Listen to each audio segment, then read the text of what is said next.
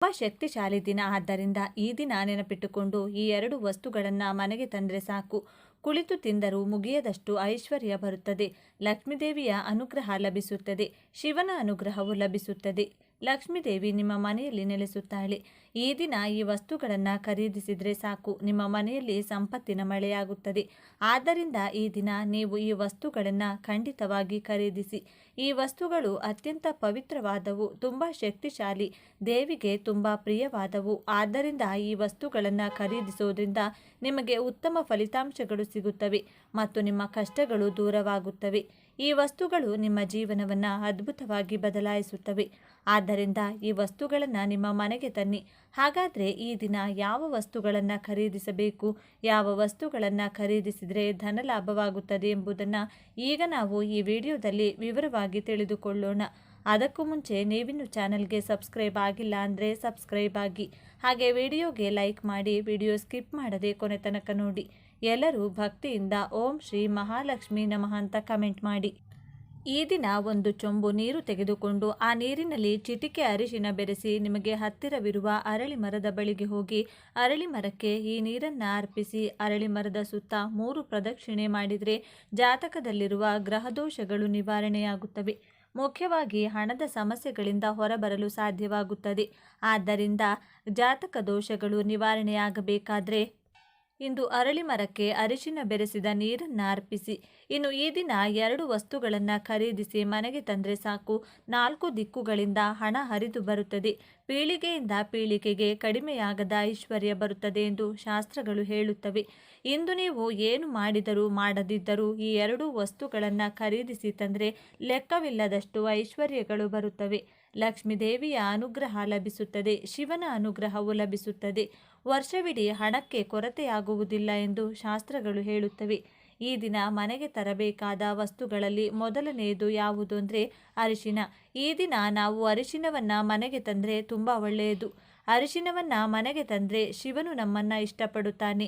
ಅಷ್ಟೇ ಅಲ್ಲದೆ ಲಕ್ಷ್ಮೀ ದೇವಿಯ ಸ್ವರೂಪ.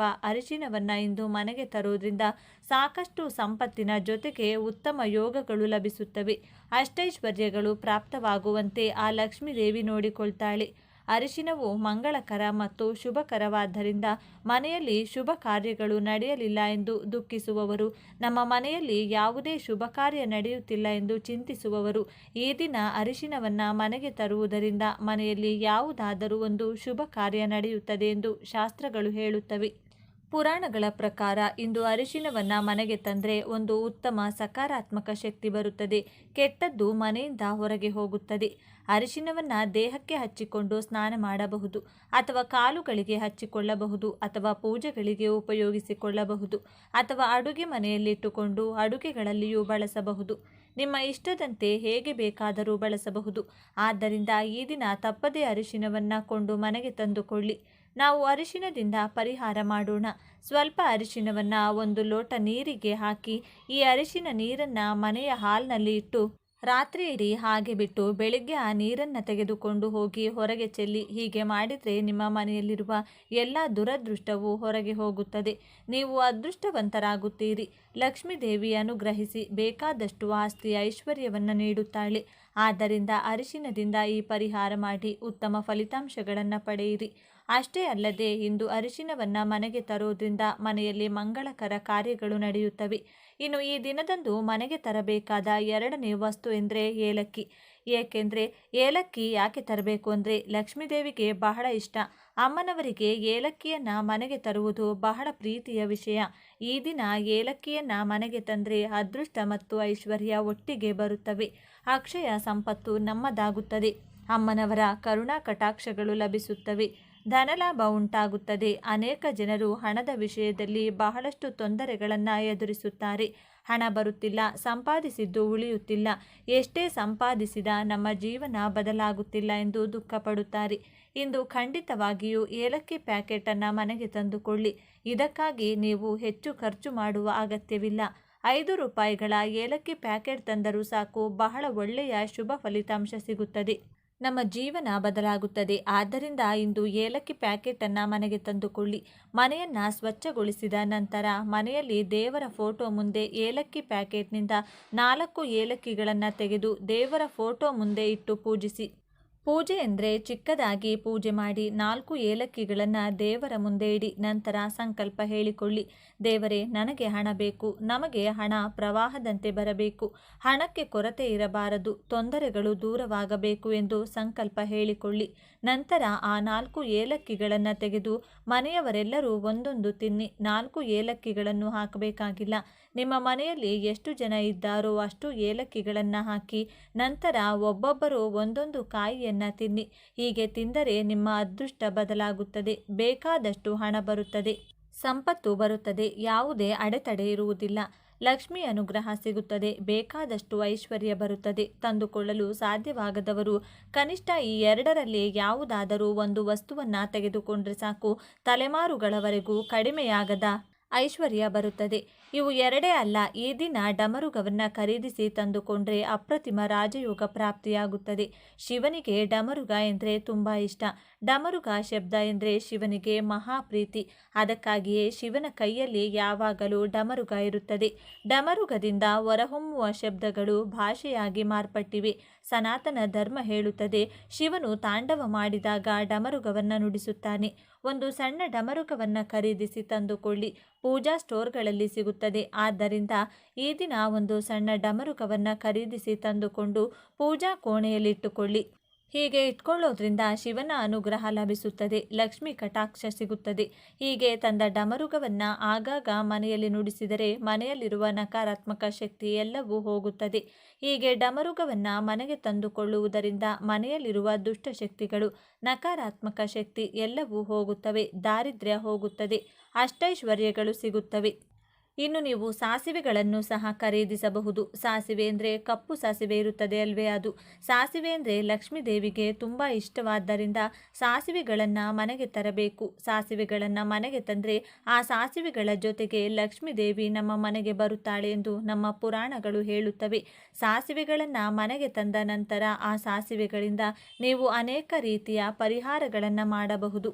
ಇಲ್ಲದಿದ್ದರೆ ನೀವು ಇವುಗಳನ್ನು ಸಹ ಪ್ರತಿದಿನ ಅಡುಗೆಯಲ್ಲಿ ಬಳಸಬಹುದು. ಅದರಿಂದಲೂ ಫಲಿತಾಂಶಗಳಿರುತ್ತವೆ. ತದನಂತರ ದೇವಿಯ ಚಿತ್ರದ ಮುಂದೆ ಸ್ವಲ್ಪ ಸಮಯ ಇಟ್ಟು ನಂತರ ತೆಗೆದು ಹಾಕಿ ಅವರೊಂದಿಗೆ ಪರಿಹಾರ ಮಾಡಿಕೊಳ್ಳಬಹುದು. ಇಲ್ಲದಿದ್ದರೆ ಅಡುಗೆಯಲ್ಲಿ ಬಳಸಬಹುದು. ಇಂದು ಸಾಸಿವೆಯನ್ನು ಖರೀದಿಸಿ ತಂದರೆ ಲಕ್ಷ್ಮೀ ದೇವಿಯ ಅನುಗ್ರಹದ ಜೊತೆಗೆ ನಮಗೆ ಐಶ್ವರ್ಯವು ಲಭಿಸುತ್ತದೆ. ಉತ್ತಮ ಅಭಿವೃದ್ಧಿ ಇರುತ್ತದೆ. ಬಾಗಿಲುಗಳು ತೆರೆಯುವುದರ ಜೊತೆಗೆ ಹಣವು ನಮ್ಮ ಕಡೆಗೆ ಆಕರ್ಷಿತವಾಗಲು ಹೆಚ್ಚಿನ ಅವಕಾಶವಿರುತ್ತದೆ. ಆದ್ದರಿಂದ ಸಾಸಿವೆಯನ್ನು ತಪ್ಪದೆ ನಿಮ್ಮ ಮನೆಗೆ ತಂದುಕೊಂಡು ನೀವು ಪರಿಹಾರಗಳನ್ನು ಮಾಡಿಕೊಳ್ಳಬಹುದು. ಅಡುಗೆಯಲ್ಲಿ ಬಳಸಬಹುದು. ಪರಿಹಾರ ಮಾಡಲು ಬಳಸಬಹುದು. 1 ಚಮಚ ಸಾಸಿವೆಯನ್ನು ಗಾಜಿನ ಗ್ಲಾಸ್ನಲ್ಲಿ ಹಾಕಿ ನಂತರ ಆ ಗ್ಲಾಸ್ನಲ್ಲಿ ನೀರು ಹಾಕಿ ಆ ನೀರಿನಲ್ಲಿ 1 ಚಿಟಿಕೆ ಅರಿಶಿನ ಹಾಕಿ ನಂತರ ಇವೆಲ್ಲವನ್ನು ಚೆನ್ನಾಗಿ ಮಿಶ್ರಣ ಮಾಡಿ ಆ ಗ್ಲಾಸನ್ನು ಕೈಯಲ್ಲಿಡಿದುಕೊಂಡು ಮನೆ ಸುತ್ತ ತಿರುಗಾಡಿ ಕೊನೆಯಲ್ಲಿ ಗಾಜನ್ನು ತೆಗೆದುಕೊಂಡು ಹೋಗಿ ಅಡುಗೆ ಮನೆಯ ಒಂದು ಮೂಲೆಯಲ್ಲಿಡಿ. 24 ಗಂಟೆಗಳ ಕಾಲ ಹಾಗೆಯೇ ಬಿಡಿ. 24 ಗಂಟೆಗಳ ನಂತರ ಆ ನೀರನ್ನು ತೆಗೆದು ಮನೆಯಲ್ಲಿರುವ ಗಿಡಗಳಿಗೆ ಹಾಕಿ. ಇಲ್ಲದಿದ್ದರೆ ಅದನ್ನು ಎಲ್ಲಿಯಾದರೂ ಚರಂಡಿಯಲ್ಲಿ ಹಾಕಿ. ಹೀಗೆ ಮಾಡುವುದರಿಂದ ಮನೆಯಲ್ಲಿರುವ ಎಲ್ಲ ದಾರಿದ್ರ್ಯ ದೂರವಾಗುತ್ತದೆ. ಹಣದ ಒಳಹರಿವು ಹೆಚ್ಚಾಗುತ್ತದೆ. ಈ ದಿನದಂದು ಎಲ್ಲರೂ ನೆನಪಿಟ್ಟುಕೊಂಡು ಈ 4 ವಸ್ತುಗಳಲ್ಲಿ 2 ವಸ್ತುಗಳನ್ನು ಖರೀದಿಸಿ ಮನೆಗೆ ತನ್ನಿ.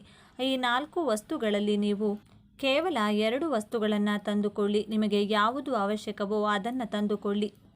ಲಕ್ಷ್ಮೀ ದೇವಿಯ ಅನುಗ್ರಹ, ಶಿವನ ಅನುಗ್ರಹ ಸಿಗುತ್ತದೆ. ಆದ್ದರಿಂದ ಹೀಗೆ 2 ವಸ್ತುಗಳನ್ನಾದರೂ ನಿಮ್ಮ ಮನೆಗೆ ತಂದುಕೊಳ್ಳಿ. ಹಾಗೆ ತಂದುಕೊಂಡ್ರೆ ನಿಮಗೆ ಒಳ್ಳೆಯದು. ಮುಟ್ಟಿದ್ದೆಲ್ಲ ಚಿನ್ನವಾಗುತ್ತದೆ. ಕೋಟಿಗಟ್ಟಲೆ ಸಂಪತ್ತಿನ ಒಡೆಯರಾಗುತ್ತೀರಿ. ಇನ್ನು ನಿಮಗೆ ಕುಳಿತು ತಿಂದರೂ ತೀರದ ಆಸ್ತಿ ಸಿಗುತ್ತದೆ. ಅದೇ ರೀತಿ ದೇವಿಯು ನಿಮ್ಮ ಮನೆಯಲ್ಲಿ ನೆಲೆಸಿ ನಿಮಗೆ ಬೇಕಾದಷ್ಟು ಐಶ್ವರ್ಯವನ್ನು ನೀಡುತ್ತಾಳೆ. ಆದ್ದರಿಂದ ನೀವು ಈ 2 ವಸ್ತುಗಳನ್ನು ತಂದುಕೊಳ್ಳಿ. ಶುಭ ಫಲಿತಾಂಶಗಳನ್ನು ಪಡೆಯಿರಿ. ಆನಂದದಿಂದ ಜೀವಿಸಿರಿ. ಇವತ್ತಿನ ವಿಡಿಯೋವನ್ನು ಮುಗಿಸ್ತಾ ಇದ್ದೇನೆ. ಎಲ್ಲರಿಗೂ ಶುಭವಾಗಲಿ. ಈ ವಿಚಾರಗಳು ನಿಮಗೆ ಇಷ್ಟ ಆಗಿದೆ ಅಂತ ಭಾವಿಸ್ತಿದ್ದೇನೆ. ಇಷ್ಟ ಆಗಿದ್ದರೆ ನಮ್ಮ ಚಾನಲ್ನ ತಪ್ಪದೇ ಸಬ್ಸ್ಕ್ರೈಬ್ ಮಾಡಿಕೊಳ್ಳಿ. ಈ ವಿಡಿಯೋಗೆ ಒಂದು ಲೈಕ್ ಕೊಡೋದನ್ನು ಮರಿಬೇಡಿ. ಈ ವಿಡಿಯೋವನ್ನು ನಿಮ್ಮ ಫ್ರೆಂಡ್ಸ್ ಆ್ಯಂಡ್ ಫ್ಯಾಮಿಲಿ ಗ್ರೂಪಲ್ಲಿ ಹೆಚ್ಚು ಶೇರ್ ಮಾಡಿ. ಎಲ್ಲರೂ ಭಕ್ತಿಯಿಂದ ಓಂ ನಮಃ ಶಿವಾಯ ಅಂತ ತುಂಬಾ ಶಕ್ತಿಯುತವಾದ ಈ ದಿನದಂದು ನೀವು ನಿಮ್ಮ ಮನೆಯಲ್ಲಿ ಈ ನೀರನ್ನು ಚೆಲ್ಲಿದ್ರೆ ಸಾಕು, ಕಡು ಬಡವರಾಗಿದ್ದರೂ ರಾಜ್ಯವನ್ನು ಆಳ್ತೀರಾ, ಅಂದರೆ ಅಷ್ಟೊಂದು ಶ್ರೀಮಂತರಾಗ್ತೀರಿ ಅಂತ ಅರ್ಥ. ನಿಮ್ಮ ಮನೆಯಲ್ಲಿ ಯಾವುದಾದರೂ ದುಷ್ಟಶಕ್ತಿಗಳು, ದರಿದ್ರ, ಕಷ್ಟ, ನಷ್ಟ, ಪೀಡೆ, ಪಿಶಾಚಿ, ದೃಷ್ಟಿದೋಷ ಮುಂತಾದವು ಇದ್ದರೆ ಅದೆಲ್ಲವೂ ಕೂಡ ಈ ನೀರು ಚೆಲ್ಲುವ ಮೂಲಕ ಮನೆಯಿಂದ ಓಡಿ ಹೋಗುತ್ತದೆ. ಇದರಿಂದ ನಿಮ್ಮ ಜೀವನವೇ ಬದಲಾಗುತ್ತದೆ. ನೀವು ಬೇಡ ಅಂದರೂ ನಿಮ್ಮ ಮನೆಗೆ ಹಣ ಬರುತ್ತಿರುತ್ತದೆ. ಮನೆಯಲ್ಲಿ ಯಾರಿಗಾದರೂ ದೃಷ್ಟಿಯಾಗಿದ್ದರೆ ಅದು ಕೂಡ ಹೊರಟು ಹೋಗುತ್ತದೆ. 100 ವರ್ಷಗಳ ಕಾಲ ಆರೋಗ್ಯವಾಗಿ ಬದುಕುತ್ತೀರಿ. ಹಾಗಾದರೆ ಆ ಶಕ್ತಿಯುತವಾದ ದಿವ್ಯ ನೀರು ಯಾವುದು ಎಂದು ಈಗ ನಾವು ನೋಡೋಣ. ಆದರೆ ಅದಕ್ಕೂ ಮುಂಚೆ ನೀವಿನ್ನೂ ನಮ್ಮ ಚಾನಲ್ನ ಸಬ್ಸ್ಕ್ರೈಬ್ ಮಾಡಿಕೊಂಡಿಲ್ಲ ಅಂದರೆ ಖಂಡಿತ ಈಗಲೇ ಸಬ್ಸ್ಕ್ರೈಬ್ ಮಾಡ್ಕೊಳ್ಳಿ. ಹಾಗೆ ಈ ವಿಡಿಯೋ ಇಷ್ಟ ಆದರೆ ಮರೆಯದೆ ಒಂದು ಲೈಕನ್ನು ಕೊಡಿ. ಎಲ್ಲರೂ ಭಕ್ತಿಯಿಂದ ಓಂ ಶ್ರೀ ಮಹಾಲಕ್ಷ್ಮಿ ನಮಃ ಅಂತ ಕಮೆಂಟ್ ಮಾಡಿ. ನಮ್ಮ ಸನಾತನ ಧರ್ಮದ ಪ್ರಕಾರ ಮನುಷ್ಯರು ಇಷ್ಟ ಬಂದಾಗ ಸಮುದ್ರ ಸ್ನಾನ ಮಾಡುವಂತಿಲ್ಲ. ಖಂಡಿತವಾಗಿಯೂ ಮಾಡಬೇಕಾದ ಕೆಲಸಗಳಲ್ಲಿ ಅಥವಾ ವಿಧಿಗಳಲ್ಲಿ ಸಮುದ್ರ ಸ್ನಾನ ಕೂಡ ಈ ದಿನ ಎಂದು ಕೆಲವು ಅಳಲೆ ಕಾಯಿಲೆಗಳನ್ನು ಸಮುದ್ರದಲ್ಲಿ ಎಸೆದು ಸಮುದ್ರದ ನೀರಿನಲ್ಲಿ ಸ್ನಾನ ಮಾಡೋದ್ರಿಂದ ಪೂರ್ತಿಯಾಗಿ ಆ ವ್ಯಕ್ತಿಗಿರುವಂತಹ ಪೂರ್ತಿಯಾಗಿ ನರದೃಷ್ಟಿ ಹೊರಟು ಹೋಗುತ್ತದೆ. ಇನ್ನು ಜೀವನದಲ್ಲಿ ಎಂದೂ ಕೂಡ ಆ ವ್ಯಕ್ತಿಗೆ ನರದೃಷ್ಟಿ ತಗುಲುವುದಿಲ್ಲ ಎಂದು ನಮ್ಮ ಶಾಸ್ತ್ರಗಳು ಹೇಳುತ್ತಿದೆ. ಈ ದಿನ ಅತಿ ಪವಿತ್ರವಾದದ್ದು. ಶ್ರೀ ಮಹಾವಿಷ್ಣು ಕೂರ್ಮಾವತಾರ ಪಡೆದು ಈ ಭೂಮಿಯನ್ನು ಕಾಪಾಡಿದ್ದು ಈ ದಿನ ಎಂದು ನಮ್ಮ ಕೂರ್ಮ ಪುರಾಣ ಹೇಳುತ್ತದೆ. ಈ ದಿನ ಚಂದ್ರದೇವರು ತುಂಬ ಸಾಮರ್ಥ್ಯವನ್ನು ಹೊಂದಿರುತ್ತಾರೆ. ನಮ್ಮ ಮನಸ್ಸಿನ ಮೇಲೆ ಚಂದ್ರನ ಪ್ರಭಾವ ಗಣನೀಯವಾಗಿ ಈ ದಿನ ಇರುತ್ತದೆ. ಇದೇ ದಿನದಂದು ಈ ಅವತಾರದ ಬಗ್ಗೆ ಅಷ್ಟೊಂದು ಜನರಿಗೆ ಗೊತ್ತಿಲ್ಲ. ಶಿವಾಲಯದ ಗರ್ಭಗುಡಿಯ ಮುಂದೆ ಎಡ ಹಾಗೂ ಬಲಗಡೆ 2 ಶರಬೇಶ್ವರನ ವಿಗ್ರಹಗಳನ್ನು ಪ್ರತಿಷ್ಠಾಪನೆ ಮಾಡಿರುವುದು ನೀವು ಶಿವ ದೇವಾಲಯಗಳಲ್ಲಿ ನೋಡಬಹುದು. ಇನ್ನು ಅತಿ ಪವಿತ್ರವಾದ ಈ ದಿನ ಎಂದು ಸಂಜೆ 6 ಗಂಟೆಯಿಂದ ರಾತ್ರಿ 12 ಗಂಟೆಯ ಒಳಗೆ ನೀವು ನಿಮ್ಮ ದೇವರ ಮನೆಯಲ್ಲಿ ಶಿವ ಪಾರ್ವತಿಯ ಫೋಟೋ ಮುಂದೆ 2 ಅರಳಿ ಎಲೆಗಳನ್ನು ಇಡಬೇಕು. ಆ ಎಲೆಗಳಿಗೆ ಅರಿಶಿನ ಕುಂಕುಮದ ಬೊಟ್ಟುಗಳನ್ನು ಇಡಬೇಕು.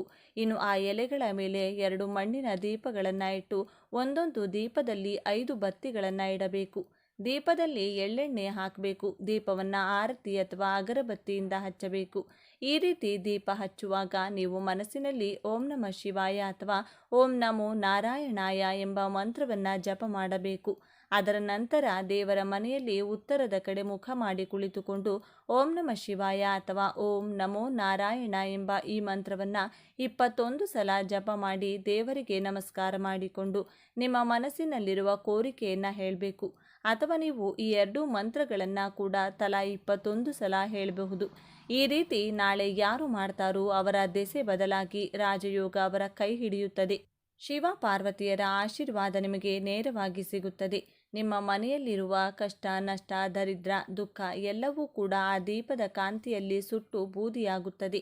ಬಿಸಿಲು ಹೆಚ್ಚಾಗಿರುವ ಈ ತಿಂಗಳಿನಲ್ಲಿ ಮಜ್ಜಿಗೆ, ಮೊಸರನ್ನ, ಮಡಿಕೆಯಲ್ಲಿರುವಂಥ ನೀರು, ಅಂಬಲಿ, ಚಪ್ಪಲಿ, ಕೊಡೆ, ಬೀಸಣಿಗೆ ಮುಂತಾದವುಗಳನ್ನು ದಾನ ಮಾಡಿದರೆ ಮಹಾಪುಣ್ಯ ಬರುತ್ತದೆ. ಲಕ್ಷ್ಮೀ ದೇವಿಯನ್ನು ಒಲಿಸಿಕೊಳ್ಳಲು ತುಂಬ ಉತ್ತಮವಾದ ಈ ದಿನ ಇಂದು ಉಪವಾಸ ಇದ್ದು ಪುಣ್ಯ ಸ್ನಾನ ಮಾಡುವುದು ಮತ್ತು ದಾನ ಮಾಡುವುದು ತುಂಬ ಶುಭ ಕೊಡುತ್ತದೆ. ಮಹಾವಿಷ್ಣು ಹಾಗೂ ಮಹಾಲಕ್ಷ್ಮಿಯನ್ನು ಪೂಜಿಸಬೇಕು. ನಾಳೆ ಕೆಲವು ಪ್ರತ್ಯೇಕವಾದ ವಸ್ತುಗಳನ್ನು ದಾನ ಮಾಡಿದರೆ ಆ ವ್ಯಕ್ತಿ ಎಲ್ಲ ವಿಷಯದಲ್ಲೂ ಎಲ್ಲ ಕ್ಷೇತ್ರಗಳಲ್ಲೂ ಅಭಿವೃದ್ಧಿ ಪಡೆಯುತ್ತಾನೆ. ಆರ್ಥಿಕ ಸಮಸ್ಯೆಗಳಿಂದ ವಿಮುಕ್ತಿ ಪಡೆಯುತ್ತಾನೆ. ಈ ದಿನ ಇಂದು ನೀವು ತೆಗೆದುಕೊಳ್ಳುವ ಕೆಲವು ನಿರ್ಣಯಗಳು ನಿಮ್ಮ ಜೀವನದಲ್ಲಿರುವ ಸಮಸ್ಯೆಗಳನ್ನು, ವಿಘ್ನಗಳನ್ನು ನಿವಾರಣೆ ಮಾಡಿ ಸುಖ ಶಾಂತಿಯನ್ನು ಕೊಡುತ್ತದೆ. ಆರ್ಥಿಕ ಸಮಸ್ಯೆಗಳು ನಿವಾರಣೆಯಾಗಲು ಈ ದಿನ ಲಕ್ಷ್ಮೀ ದೇವಿಗೆ ಅರಿಶಿನ ಕೊಂಬುಗಳನ್ನು ಸಮರ್ಪಿಸಬೇಕು. ಪೂಜೆಯ ನಂತರ ಇವುಗಳನ್ನು ಕೆಂಪು ಬಟ್ಟೆಯಲ್ಲಿ ಸುತ್ತಿ ಭದ್ರವಾಗಿಟ್ಟುಕೊಳ್ಳಬೇಕು. ಇದು ನಿಮ್ಮ ಆರ್ಥಿಕ ಸಮಸ್ಯೆಯನ್ನು ನಿವಾರಣೆ ಮಾಡುತ್ತದೆ. 1 ವರ್ಷದ ನಂತರ ಮತ್ತೆ ಬರುವ ಈ ದಿನ ಇದನ್ನು ಬದಲಾಯಿಸಿ ಹಳೆಯದನ್ನು ಹರಿಯುವ ನೀರಿನಲ್ಲೆಸೆಯಬೇಕು. ಇದು ಲಕ್ಷ್ಮಿಯ ಆಶೀರ್ವಾದವನ್ನು ನಿಮಗೆ ಕೊಡುತ್ತದೆ. ಧನಲಾಭ ಮತ್ತು ಲಕ್ಷ್ಮೀ ದೇವಿಯ ಅನುಗ್ರಹ ಪಡೆಯಲು ಈ ದಿನ ಇಂದು ಪೊರಕೆಯನ್ನು ಯಾರಿಗಾದರೂ ದಾನ ಕೊಡಬೇಕು. ಪೊರಕೆ ಸಾಮಾನ್ಯವಾಗಿ ಯಾರಿಗೂ ಕೊಡಬಾರದು ಅಂತ ಹೇಳ್ತಾರೆ. ಆದರೆ ಈ ಒಂದು ದಿನ ಮಾತ್ರ ನೀವು ಯಾರಿಗಾದರೂ ಪೊರಕೆ ದಾನ ಮಾಡಬಹುದು. ಪವಿತ್ರವಾದ ದಿನಗಳಲ್ಲಿ ಗಂಗಾ ನದಿ ಮುಂತಾದ ಪುಣ್ಯ ನದಿಗಳಲ್ಲಿ ಸ್ನಾನ ಮಾಡಿದರೆ ಜೀವನದಲ್ಲಿರುವ ಕಷ್ಟಗಳೆಲ್ಲವೂ ಹೊರಟು ಹೋಗುತ್ತದೆ. ಗಂಗಾ ನದಿಯಲ್ಲಿ ಅಥವಾ ಪುಣ್ಯ ನದಿಗಳಲ್ಲಿ ಸ್ನಾನ ಮಾಡಲು ಸಾಧ್ಯವಾಗದವರು ಮನೆಯಲ್ಲಿ ಸ್ನಾನ ಮಾಡುವ ನೀರಿನಲ್ಲಿ ಸ್ವಲ್ಪ ಗೋಮೂತ್ರ ಅಥವಾ ಗಂಗಾ ಜಲ ಬೆರೆಸಿಕೊಂಡು ಕೂಡ ಸ್ನಾನ ಮಾಡಬಹುದು. ಕುಡಿಯುವ ನೀರು ಯಾರಿಗಾದರೂ ದಾನವಾಗಿ ಕೊಟ್ಟರೆ ಪಿತೃದೋಷಗಳಿಂದ ವಿಮುಕ್ತಿ ಪಡೆಯಬಹುದು. ನೀವು ಎಷ್ಟು ಕಷ್ಟಪಟ್ಟು ದುಡಿದರೂ ಫಲ ಸಿಗುತ್ತಿಲ್ಲ ಅಂತಿದ್ರೆ ಈ ದಿನ ಕಪ್ಪು ಎಳ್ಳನ್ನು ಅಥವಾ ಕಪ್ಪು ಎಳ್ಳಿನಿಂದ ತಯಾರಿಸಿದ ಯಾವುದಾದರೂ ಪದಾರ್ಥವನ್ನು ದಾನವಾಗಿ ಕೊಡಬೇಕು. ಚಂದ್ರನನ್ನ ಪೂಜಿಸಿದರೆ ಚಂದ್ರ ದೋಷದಿಂದ ಹೊರಬರಬಹುದು. ಮಾನಸಿಕ ಪ್ರಶಾಂತತೆ ಸಿಗುತ್ತದೆ. ಕೆಲಸಗಳಲ್ಲಿ ವಿಘ್ನಗಳು ಬರುವುದಿಲ್ಲ. ನೀವೇನಾದರೂ ಇವತ್ತು ದಾನ ಮಾಡಬೇಕು ಅಂದ್ಕೊಂಡ್ರೆ ಪೂಜೆಯ ನಂತರ ಮಾತ್ರ ಮಾಡಬೇಕು. ಪೂಜೆಗೂ ಮೊದಲು ಮಾಡಬೇಡಿ. ಪಿತೃದೋಷ ಹೆಚ್ಚಾಗಿದೆ ಎಂದು ಬಾಧೆ ಪಡುವವರು ಕಪ್ಪು ಎಳ್ಳು ಬೆರೆಸಿದಂಥ ನೀರನ್ನು ಅರಳಿ ಮರಕ್ಕೆ ಹಾಕಬೇಕು. ಶನಿದೋಷದಿಂದ ಬಾಧೆ ಪಡುವವರು ಅರಳಿ ಮರವನ್ನು ಪೂಜೆ ಮಾಡಬೇಕು. ಅರಳಿ ಮರಕ್ಕೆ ಹಾಲು ಮತ್ತು ನೀರನ್ನು ಸಮರ್ಪಿಸಿದರೆ ನೀವು ಮಾಡುವ ಪ್ರತಿ ಕೆಲಸದಲ್ಲೂ ಗೆಲುವು ಸಿಗುತ್ತದೆ. ಸೂರ್ಯೋದಯಕ್ಕೂ ಮುಂಚೆ ಎದ್ದು ಯಾರು ಸ್ನಾನ ಮಾಡ್ತಾರೋ ಅವರಿಗೆ ಉತ್ತಮ ಜೀವನ ಪ್ರಾಪ್ತಿಯಾಗುತ್ತದೆ. ಸೂರ್ಯೋದಯಕ್ಕೂ ಮುಂಚೆ ಎದ್ದು ಸ್ನಾನ ಮಾಡಿ ಅರಳಿ ಮರಕ್ಕೆ ಒಂದು ದೊಡ್ಡ ಚೊಂಬಿನ ತುಂಬ ನೀರನ್ನು ಸಮರ್ಪಿಸಿ ಪ್ರದಕ್ಷಿಣೆ ಮಾಡಿದರೆ ನಿಮ್ಮ ಪೂರ್ವಿಕರೆಲ್ಲರೂ ಸಂತೋಷಿಸಿ ನಿಮ್ಮನ್ನು ಆಶೀರ್ವದಿಸುತ್ತಾರೆ. ಇನ್ನು ಅತಿ ಪವಿತ್ರವಾದ ಈ ದಿನ ಇಂದು ನೀವು ನೆಲ್ಲಿಕಾಯಿ ಗಿಡವನ್ನಾಗಲಿ ಅಥವಾ ಬೇವಿನ ಮರವನ್ನಾಗಲಿ ಮುಟ್ಟಿದರೆ ಸಾಕು, ಜನ್ಮಾಂತರದ ಪಾಪಗಳೆಲ್ಲವೂ ವಿಮುಕ್ತಿಯಾಗುತ್ತವೆ. ಈ ವಿಶೇಷ ಎನ್ನುವುದು ಮಹಾವಿಷ್ಣು, ಮಹಾಲಕ್ಷ್ಮಿ ಮತ್ತು ಮಹಾಶಿವನಿಗೆ ತುಂಬ ಇಷ್ಟವಾದಂತಹ ದಿನ. ನೀವು ನೆಲ್ಲಿಕಾಯಿ ಗಿಡವನ್ನು ಮುಟ್ಟೋದ್ರಿಂದ ನಿಮ್ಮ ಮೈಯಲ್ಲಿರುವ ದೋಷಗಳೆಲ್ಲ ಆ ಗಿಡ ಎಳೆದುಕೊಂಡು ಸಕಾರಾತ್ಮಕ ಶಕ್ತಿಯನ್ನು ನಿಮ್ಮ ದೇಹದಲ್ಲಿ ಪ್ರವೇಶ ಮಾಡುತ್ತದೆ. ತ್ರಿಮೂರ್ತಿಗಳ ಆಶೀರ್ವಾದ ಪಡೆದುಕೊಳ್ಳಲು ನೀವು ಬೇವು ಅಥವಾ ನೆಲ್ಲಿಕಾಯಿ ಗಿಡವನ್ನು ಮುಟ್ಟಿ ನಮಸ್ಕಾರ ಮಾಡಿಕೊಳ್ಬೇಕು. ಬೇವಿನ ಮರ ಮುಟ್ಟೋದ್ರಿಂದ ನಿಮಗೆ ಅದೃಷ್ಟ ಒಲಿಯುತ್ತದೆ. ತುಂಬ ವರ್ಷಗಳಿಂದ ನೀವು ಅನುಭವಿಸುತ್ತಿರುವ ಕಷ್ಟಗಳು ನಾಳೆಗೆ ಕೊನೆಯಾಗುತ್ತದೆ.